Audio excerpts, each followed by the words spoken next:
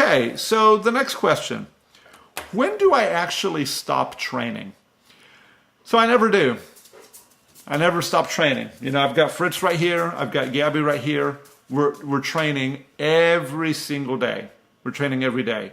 The good thing about our dogs, is that once they actually know how to do something, even if it's something that they're bad, like, you know, that you don't really like, once they're good at it, it's hard to get them to change. It's not impossible, but it's hard. So if you start training real early, then you get to actually practice the things that they're good at, which is amazing. You know, there's certain things that I'm really good at, and there's certain things that I'm not so good at. And I just know from a human habit standpoint that if I continue to practice the things that I'm really good at, I just keep getting better and better at those. But, you know, and your dog is the same way. If your dog is really good at their stay, if they're good at their coming when called, if they're good at, you know, biting the bad guy or whatever it is, or, you know, finding the bomb or finding the particular scent, whatever it is that you're teaching your dog, when they form those habits, the power of the habit will keep the dog doing those same things over and over again.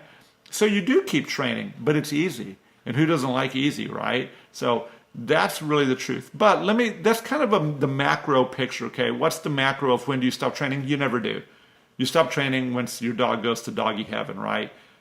So when do you actually stop training in a day? Well, you have to make that call. My advice to you is to train as much as you possibly can.